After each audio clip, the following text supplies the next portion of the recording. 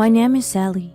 I live with my husband Mark and our daughter who is now 5 years old and has become more verbal. I'm a 31 years old working mother. We're not particularly rich or poor, just a normal and very close family, which ended up being hit by the storm. The storm was called Victoria, my mother-in-law. Her husband had passed away, and she had been living alone since. She, Mark, and I agreed not to live together at the beginning of our marriage. It was hassle-free for all of us. Mark was the only son she conceived late in her marriage. 5 years after we got married, she had become quite old, and living alone was becoming a lot harder and more dangerous. Mark took the time to go and see her, but it seemed troublesome for him. Watching him try not to burden me and tackling on his own, I made up my mind to have her moving with us. My loving husband was working hard, and how could I not support him? I put myself together and boldly told him about my decision. He was very surprised and uncertain at first. To be honest, I wasn't certain either, but also knew the situation needed to be implemented. I told him that I won't be able to do much as I still have to take care of the chores, our daughter, and my work. If anything happened to Victoria, he was basically responsible to care for her. We discussed in length about our plan and then welcomed her into our home. Thank you so much, Sally. I really appreciate it. On one spring day, when cherry blossoms were dancing in the wind, she thanked me in tears. Seeing her humble attitude, I thought we were going to live well together. She remained modest in the beginning, but as the days went by, her true nature was revealed. Her bullying started on me, and I realized how wrong my judgment was.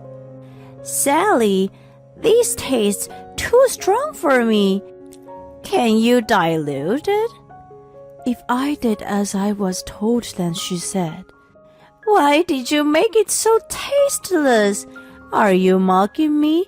How rude. This was just the beginning. All my clothes must be washed by hand. The washing machine will damage them. They are all good quality. When I suggested taking them to dry cleaning, she replied, Such a waste of money. You're living off of my son's income. You should think more about saving money.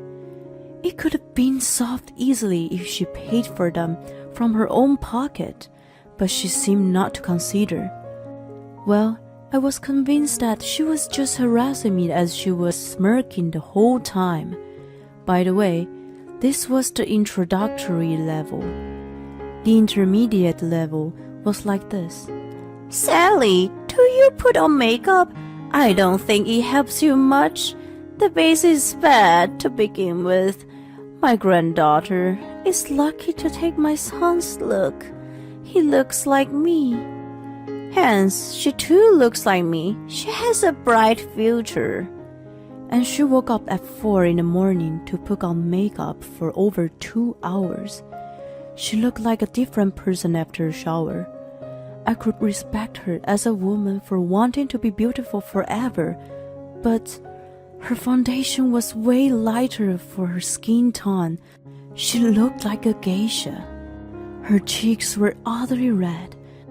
Plus, I had a hard time getting her bright red lipsticks off the cups. I knew how rude it was to criticize someone's appearance, so I kept my mouth shut. What I couldn't forgive was that she threw away my precious makeup set so easily. When I came back from work, the whole thing was gone. I asked her why she threw it away. I've been telling you, haven't I? It doesn't work on your ugly face. Don't waste money on useless things. Save, save, save. Do without makeup from now on. Oh, how caring I am for this family. You better appreciate me. Never would I ever. If I was in the mountains, I would have screamed my head off. The word never would have echoed many times into her ears. Unfortunately, I wasn't in the mountains. The lame thing was that she only bullied me when we were alone. She chose the time when Mark was at work and our daughter was in preschool. I hesitated to complain to Mark about his mother, but I still wanted him to be aware of it. I mildly expressed my dissatisfaction after much agonizing, but it was useless. "I'll speak to her." When he warned her, she ended up denying in tears. She even went as far as to say that I was trying to frame her. Mark didn't know what to do but was confused. I too had no choice but to roll my eyes. If she refused to own up to her actions, I had a plan. A picture was worth 1,000 words. I decided to secretly record the interactions between her and me and show them to him. When I was thinking about where to hide the camera, the advanced level of bullying started. It was spring when she moved in, and then a hot summer passed, autumn ended, and one day in winter. Mark was away on a business trip for a few days. My daughter was also away, staying with my parents. It was snowing outside. I usually drove my car for work, but I hadn't put chains on my tires, so I took a taxi on that day. After work, I normally cleaned the house, did laundry, and then cooked dinner. Let me repeat. It was the dead of winter and at night. Snow was piling up outside. It was definitely not the right situation to wash clothes by hand. Despite this, Victoria gave me a pile of her laundry with a grin. Here's my laundry. These are expensive clothes, so you must wash them by hand. She repeated must because she knew I wasn't going to like it. I wash in warm water. No, you can. The color will fade and you damage the fabric. You must wash in cold water in the whole time. I was running out of my patience and thought, it's snowing out, you moron. Are you kidding me? Why should I use cold water on this freezing night? If you care so much, do it yourself. I yelled at her. How dare you? I'm elderly. Are you serious suggesting I wash these in cold water myself? I wanna ask if you're serious. I am always serious. It was worse if she really meant it. Not expecting that I was going to talk back to her, her face turned red, and she grimaced at me. I wasn't going to step back. Why don't you go outside and check for yourself? You've been wormed inside all day long, so you don't realize, do you? It's snowing a lot and unbelievably cold out. What the hell? You're telling me to go out in the cold? You're terrible. What about you then? You demand me to use cold water in this cold. We argued back and forth. I was determined to fight all the way. I felt bad for Mark, but I couldn't be a good wife if I must continue to live with her. I was grimacing at her when she suddenly grabbed my hand tightly.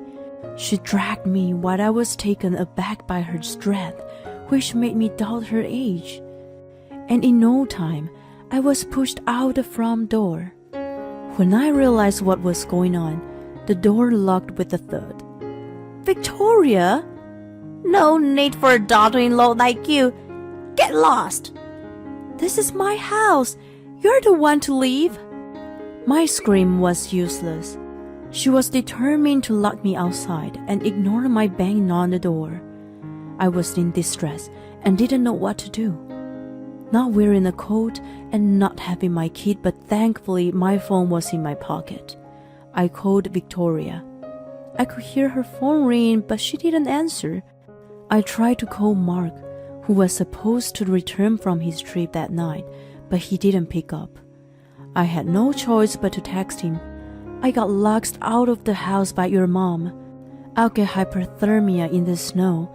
I'll wait for you at a diner nearby. I started walking in the snow.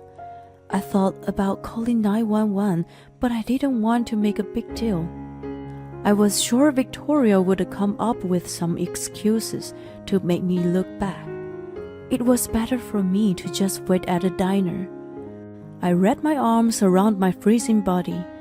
My breath hovered around me like smoke. The snow kept falling non-stop and was accumulating on the ground. There was no car or bike passing by. It was nighttime, and there was hardly anyone in sight. I kept moving forward in the quiet darkness. When I finally arrived at the diner, I couldn't believe my eyes. Closed due to the snowstorm. The evacuation spot I reached in desperation was closed. What a night! I chose to go to the police station then. Instead of calling and waiting for them to come, I kept moving with a sense of despair before the heavy snow. The tips of my fingers and toes were numb. When I checked the time on my phone, it had been an hour since I got through out. I called Victoria once again, but she didn't answer. I was walking briskly in the scenery that had completely changed. Help! My feet stopped when I thought I heard something. I was at the beginning of a bridge over a river. I pricked up my ears. Help! What the? I heard it. It was very clear this time. I ran in the direction of the voice. I looked down from the bridge, which wasn't that high, and to my surprise, I saw someone. An old lady was calling for help, lying in a shallow part of the river. I ran down the bank as fast as I could and into the river. Icy water pierced my feet and legs. The coldness turned to pain, but I kept walking toward her. Are you all right? Help me. I can't move. I'm so cold. Are you okay? Stay with me. She must have been relieved to find help, so she leaned against me and passed out. I was in a panic. My feet and legs were frozen and didn't move as I wanted them to. Someone help us! Just when I thought my desperate cries were about to be lost in vain. Oh my God, are you okay? I thought I heard a man's voice, and then Mark showed up. The moment I saw him rushing toward me in a frenzy, I lost consciousness.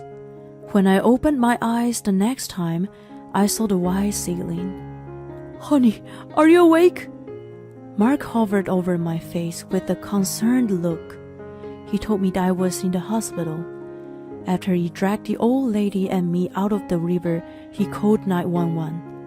It was the night before, and I had been sleeping since then. Your business trip? Hold on. When you called me, I was still on the plane. I called you back as soon as I landed, but you didn't pick up. There was a long queue for a taxi, so I took a train and was just walking back when I saw you going into the river. What luck. I panicked thinking you were throwing yourself into the river. Well, it seems the old lady did though. Mark told me that she tried to commit suicide because she was depressed about her life. When she hit the water, which was so cold that she came back to herself and tried to get out, but her body was frozen and she was unable to move. If she wasn't found at that time, she might have not made it. So she survived. As I felt relief, I became drowsy again. Sleep. You must be exhausted. Take a good rest. I was reassured by his kind words combined with the warmth of the hospital room. I slowly drifted off to sleep. Burning in anger at Victoria, I was hospitalized for a few days and regained my energy. When I got home in a short while, I frozen in front of it. Victoria never once showered her face while I was in the hospital and of course never apologized. She locked me out in the heavy snow and almost killed me. I honestly couldn't live with her anymore. I opened the front door with a heavy heart. As soon as I stepped inside, I was taken aback by the sight of her. Yikes! Victoria! I wasn't expecting to face her right away. I'm very sorry, Sally. I froze in surprise as her voice came into my ears. Pardon me? Unbelievable. She apologized. As I couldn't say anything, she continued. I didn't imagine you would end up like that. I sincerely regret that I lost my temper and kicked you out. Please forgive me. She begged in tears.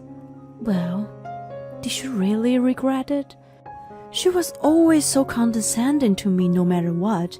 She locked me out in the snow. I was very much skeptical. It was too crazy to think there was no catch. I looked at her with suspicious eyes.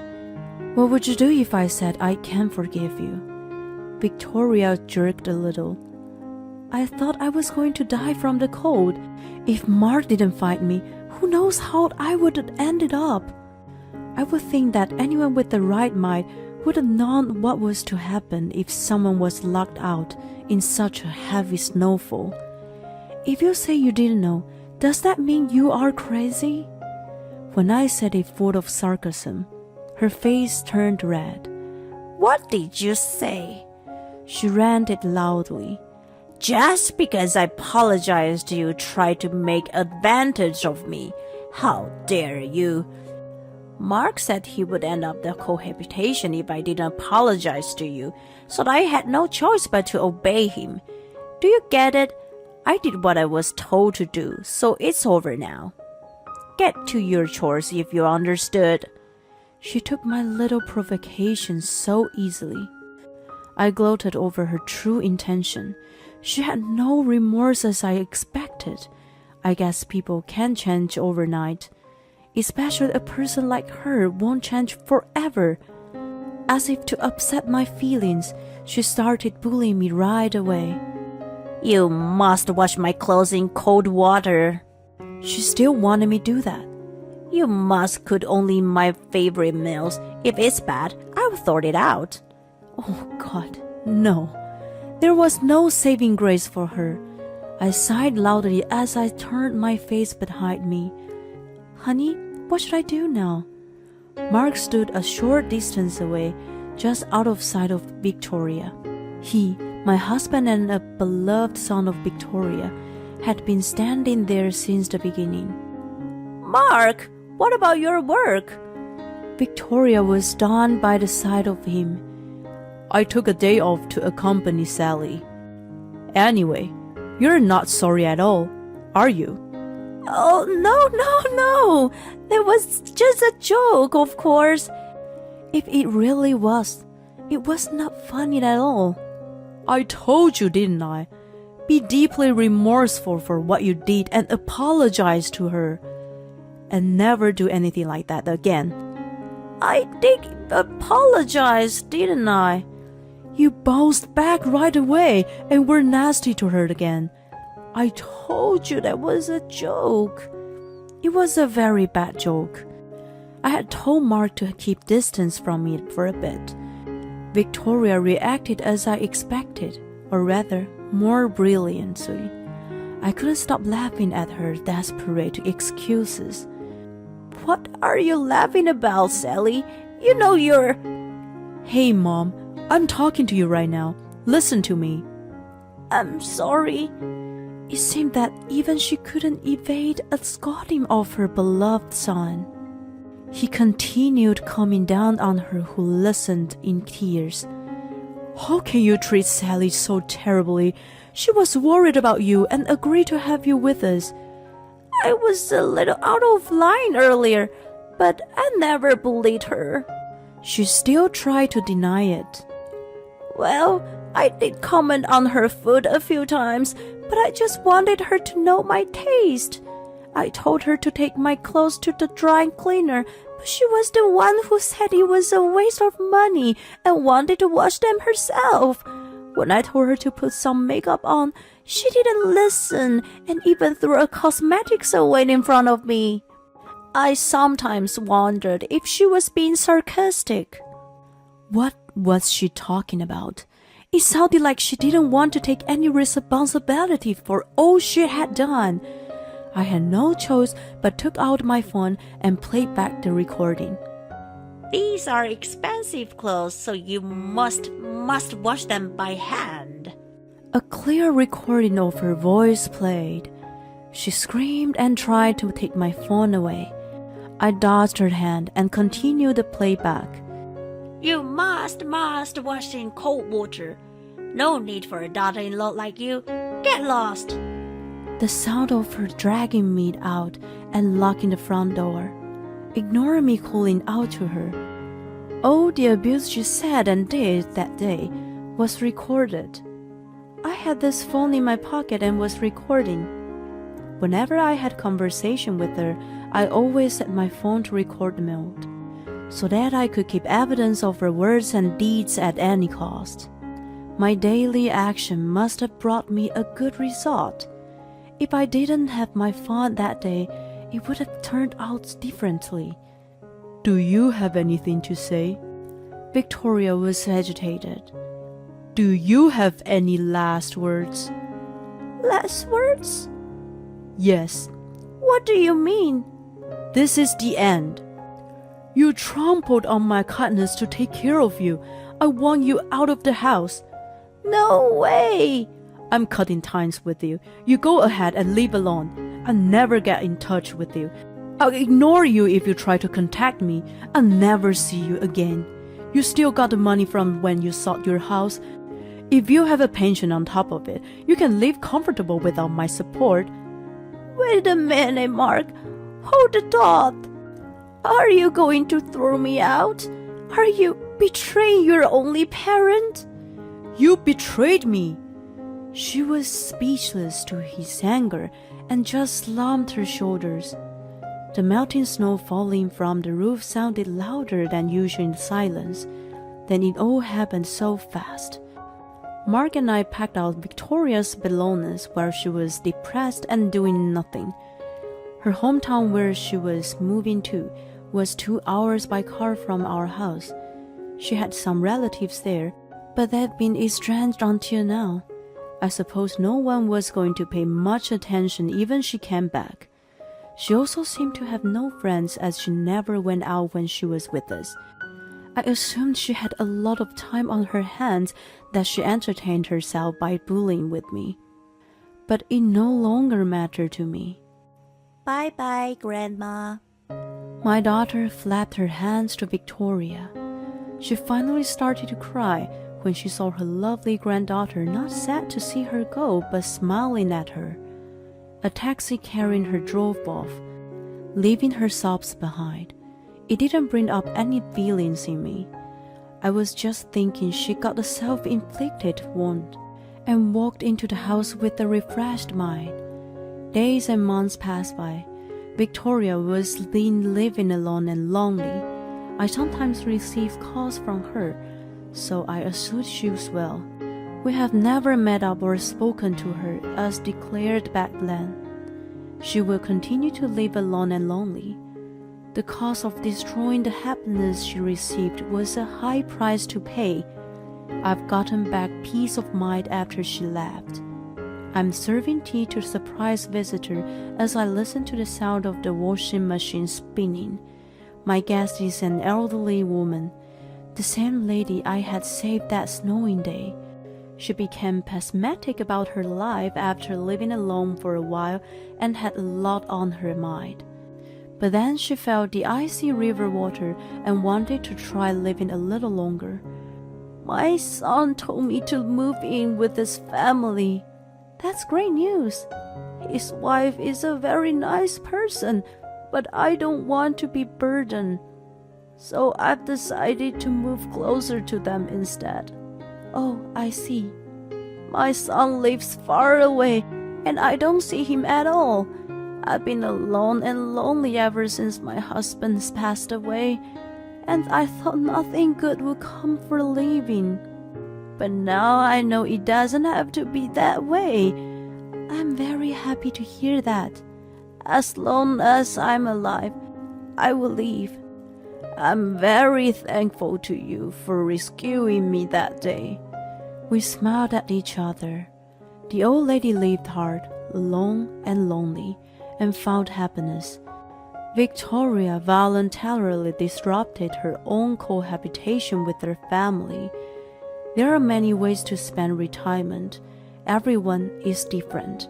But depending on your attitude, it can be happy or unhappy.